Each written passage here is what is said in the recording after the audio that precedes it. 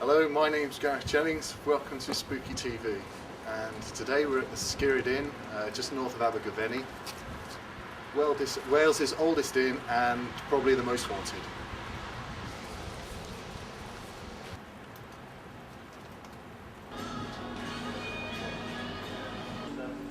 It's a Welsh name.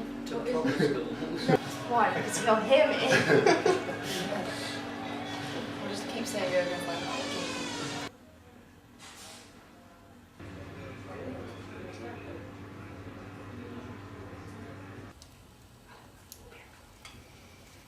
Oh, hello there. This is Spooky TV and we're here at the Skirrid Inn, just outside Abergavenny in South Wales. Now, if you believe what you heard, the Skirrid Inn is the most haunted pub in Wales, so we're here to see what's going on. I'm just enjoying a pint, as are the other members of our crew, and hopefully we'll try and learn a little bit more about the establishment. I'll see you soon. In a nutshell, what can you tell us about the place, and what do you know? Because they used to have hangings and everything. We know that. It's thought that this was a court upstairs, rooms 1 and 2, which are now letting bedrooms, with a courthouse for the area, and they were presided over by the local landowner, who was a chap called Squire Arnold, who lived in Claviangle Court across the road. And what do we know about him? We know that he was a pretty cruel man, and his wrath came down mostly on religious persecution, Catholics and the like. Oh right, okay. Oh, yeah. Right. Also, it appears that anybody who crossed him was dealt with ridiculous cruelty. And whenabouts was this? This would have been about Elizabethan times. Oh. What's the story of the place as well? Is that there was when Christ was crucified, that a thunderbolt hit. Well, if you were signed on to the Skirrid Mountain, there's a huge step in the mountain. Yeah. I'm sure geologists will tell you differently, but the local folklore is that it was struck by lightning the day that Christ was on the crucifix, causing a huge fissure. And the name Skirrid is taken from an old Welsh word, Skirrid, meaning fractured or rough-edged. Oh, okay. And obviously, so that's the place. And how long have you had the gaff for? I've only been here 2 years. How have you found the 2 years so far? Oh, I absolutely love it here. I'm not a great believer in ghosts, but I'm certainly a great believer in the atmosphere. Definitely. That's memories in the walls, almost, you know. Yeah, that's funny, because the people that we've spoken to before say that it's the stone walls that absorb the.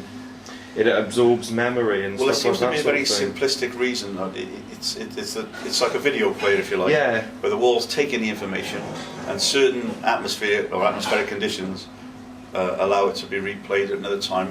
It's just a simplistic way of looking at it, but there's definitely 100% something not right with this building. Yeah, and have you come across anything yourself? I've seen some tremendous pictures from customers, and I'm also extremely wary of going in room 2 bathroom. I find that extremely off-putting, to be honest. A room 2 bathroom? Yeah. And it's thought, when we've spoken to historians as opposed to paranormal investigators, they feel that the magistrates would have been sat along that wall, right, and dealt with these people too harshly. And maybe it's left some residue. Yeah, and the room 2 bathroom, have you got the? I mean, do you want to recount the room 2? Well, basically, you're always looking over your shoulder. You know there's just something telling you you're not on your own. Right. It's creepy. I've never seen, I'll be foolish to say I've seen a headless phantom, because I haven't. But what I do, sometimes I don't look around just in case there is one there. Okay. Yeah, I see what you mean. I had a similar experience in the gents. It was just Gareth. And you said something about your grandson. Yeah, really the thing that really sort of got me going, got my juices flowing on this sort of paranormal, is my grandson's only 4. Yeah. And he stayed with us, and we never ever tell him about the ghost. Obviously, he's too young and he'd be nervous. And he said to me, he calls me Jeff because I'm his step granddad. He said, "Jeff, I need a pee." I said, "Well, come on, 4 years old, well, you can go and have a pee." And he came back what seemed like seconds later, and I said, "That was quick." And he said, "Yeah." He said, "The man in the long dress won't let me through the door." Now that intrigued me much more than the feedback I get from customers who come here already hyped up, if you like. Yeah, definitely. I find it interesting as well, the fact that you don't really believe in ghosts, but you still find that there's something not quite right. Yeah, there's definitely something not right. Yeah. It's more of an eerie atmosphere. Until I see a ghost, like everyone else, then I'll certainly Do you think that's just because of the? Because I mean, whenever I do things like this, I'm simultaneously sceptical and a complete scaredy cat about things. Definitely. But I always think whether I just get this feeling just because I know what's said about the place, and I think I'm not sure whether it's a preconception, but the thing is, in my position, there's nothing I would like more than to see a ghost. Yeah. I mean, it would be, for instance, a financial godsend. But you've got to keep a sensible head on, and I haven't seen a ghost. But I'm also equally convinced that there's something that's not right in the Skirrid Inn. Do you kind of like the fact that the ghosts are quite good for the Fantastic. business? Yeah, definitely. We get some professional psychics in that seem to control the energy much better, and we've had some tremendous experiences here. Yeah. How do you rate the people who do come in? Well, on a scale from 1 to 10, some are off the scale at the bottom, some are off the scale at the top. How are the ones that who are off the scale? How do they? Well, what I like is I'm making a bit of a sort of collation of names and things, and the real good psychics or spiritualists, invariably there's several names that are repeated, and there's no way they can have had contact with them. What names are these? I'd rather not say if you don't mind, because then it would only give people a of course, all right, no problem. Otherwise people then would come here and think, well, we're going to see. Yeah. We'd try our best not to suggest anything to anybody until they finished. Okay, that's fine. So I mean, what are the conclusions that people got from if you want to go into it? It varies tremendously. There's 3 rooms upstairs. Room 1 seems to be, if there's any malevolence at all in the building, it appears to be room 1. Right. That's the general consensus. My own personal opinion is room 2, but people are extremely comfortable in room 3. Oh right, room 3 which is allegedly where Fanny Price, who's an ex-landlady here, buried about 100 metres away.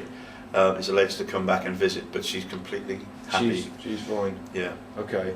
And room 1 and 2, what's going on with that? Well, room 1 and 2, we've had the worst malevolence we've had by a long chalk. Is the lady was in the bathroom in room 1, and she said something was holding her down and tried to drown her.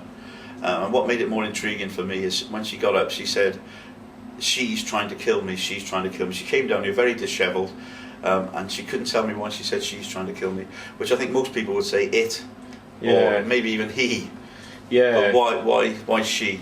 Yeah. And again, I find that totally intriguing. Yeah. And room 2, what's? Room 2 again. I think it's just all this thing of there's a touchy feeling. People feel their ears being touched and things, but very childish, very childlike. Yeah. And I'm thinking with the death of Fanny Price in Victorian times, age 30, there's almost certainty that she left children behind. And room 3 was the living quarters, and again room 2 there wasn't a court at that time, so perhaps those children are still with us.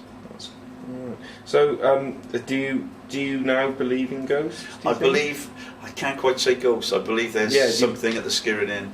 Until I see a live, or well, a dead ghost, whatever you want to call it, I haven't seen anything that really struck me as a form of a human.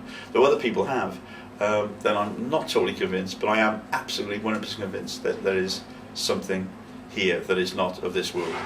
Okay, that's okay. Great. I think is that okay? Well, no problem. Thank you very much. No, indeed. thanks for the questions. Cheers. No problem. Nice one. Thanks. Right, should we go and film some outside? Okay, it's 1:15. We're currently in bedroom 1, which is the most haunted room in the house. And we're bedding down for the night, and we're hoping that A, a ghost doesn't come out to the bathroom, and B, that we don't get throttled in our sleep. Although this room is said to have people touching your ears and your face in the night. So unless it's Geordie and walkabouts, we should be okay. Okay, this is Spooky TV, just gone 1 o'clock in the morning. We haven't seen anything for a while, so we're heading to bed now. Good night from Spooky TV. Boss!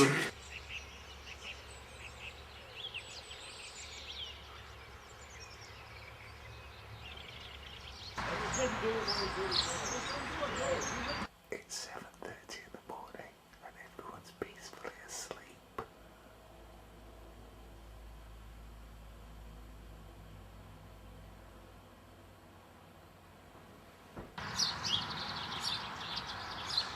Spooky!